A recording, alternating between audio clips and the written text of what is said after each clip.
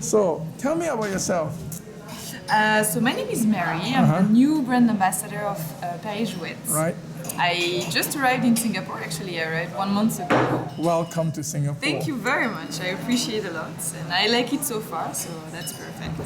And Santé. Santé. Hola. As you can see, I'm a champagne lover, so Okay. I think that defines myself. So, which part of France are you from? From Champagne region, actually. Oh, I'm a bit Epernay? cliché. Epernay? Yes, near Epernay. Okay. Where Napoleon used to go, huh? Well, yes. I mean, yeah, like that. He has a little maison there. Ah, really? Yeah. I didn't know that. Nice. Okay, that's very And nice. what brought you to Singapore? Well, opportunity actually. I'm in love with Asia. Before Singapore, I lived in Vietnam and in Wow. Japan. Yeah, 1 year in Vietnam and 1 year in Japan. Which part of Vietnam? Ho Chi Minh? No, Hanoi. Hanoi. Yes, the hardest one because it's the most traditional. But I loved it. It's very messy, but people are amazing. And I So- was working in the wine and spirits industry. Did you follow the railway tracks into the village? Yes. Yes, I mean, you did that as well? No, I see.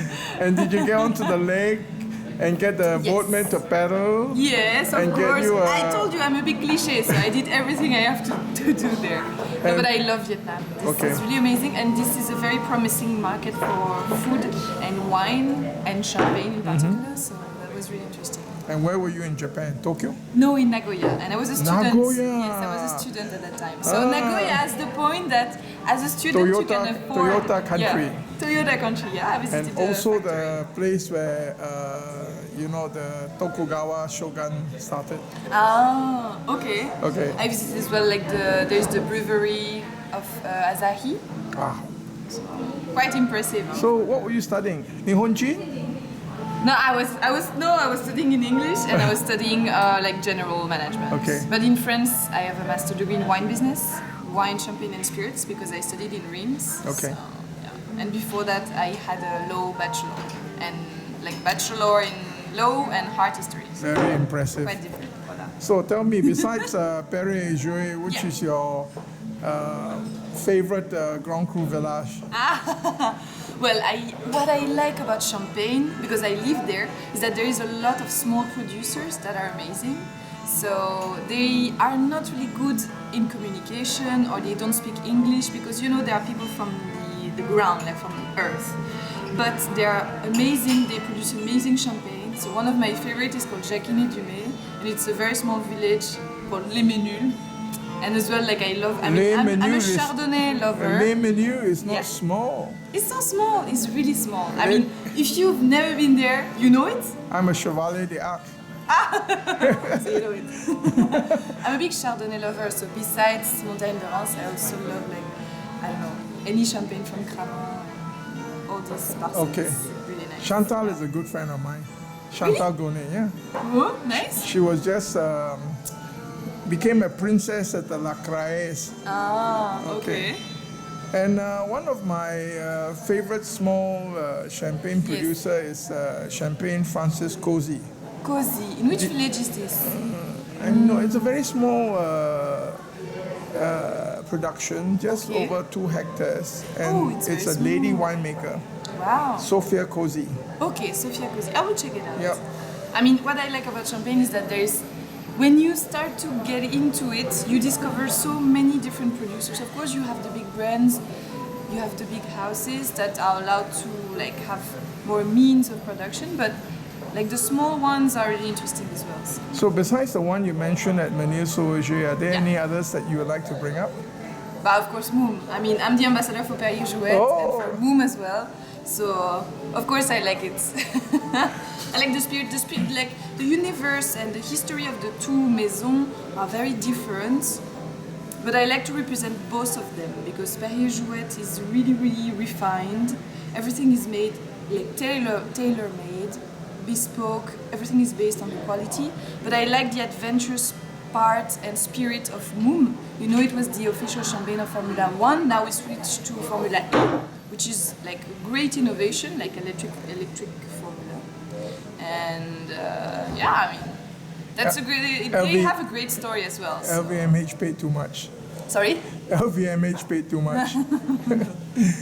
Never mind. No, but what I like about being an ambassador is that I'm the link between the people that work all year long to create this amazing champagne and with the consumer that are on site in the market in Singapore or wherever.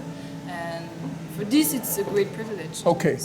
Welcome again to Singapore. Thank you very much. What else would you like to tell us? A preview of the A preview of the Belle Epoque Automne? of the autumn special edition. So you are here today, I don't know if you know it, but you are here today to discover a very special new champagne. Mm-hmm. So it's called Belle Epoque Automne 2005. So it's a vintage champagne. And actually it has been designed by Hervé Deschamps, who is the cellar master, to pay a tribute to the beauty of autumn. Because you know Perrier Jouet is really linked to nature and to art as well. And Hervé Deschamps, like one of his favorite seasons is autumn. So he chose 2005 because the year has been very special for autumn. Like the winter was not good, the spring was not really interesting, the summer very cool, but the autumn was amazing. So like the colors of this autumn were outstanding, and when he lived that autumn, he told to himself, we have to do something special. So he wanted to create something very exclusive because you will have only 100 bottles in Singapore. Wow. It's very small, yes. Normal size. It's very small and he wanted to focus on quality. So what's the total production? The total production would be like between, I think around 500. I don't know exactly the precise figure.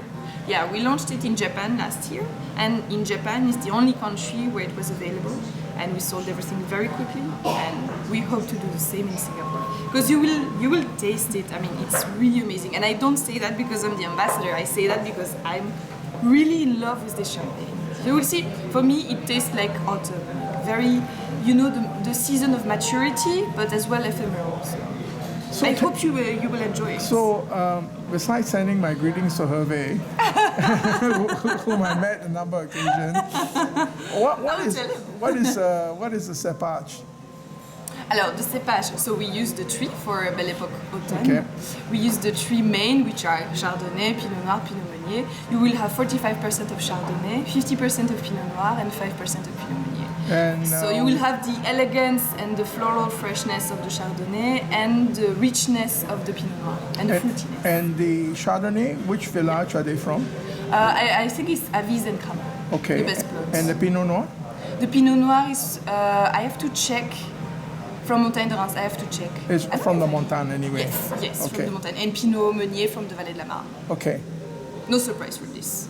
And how many times have Hervé done a special autumn edition? So he has done 2 limited editions. Okay. The first one was a tribute to spring. Okay. So I would answer your question by saying only once for autumn. Because the first limited edition was a tribute to spring. Right. It was called Édition Première, and we launched it a couple of years ago. And so this one, this year, is launching the Belle Epoque Autumn, so Autumn edition, new limited edition. Okay. I don't know, I was asked this question a few days ago, I don't know if some other limited edition are planned, like tribute for other seasons, but I don't think so, because he really focused on spring and autumn. Okay. Voilà.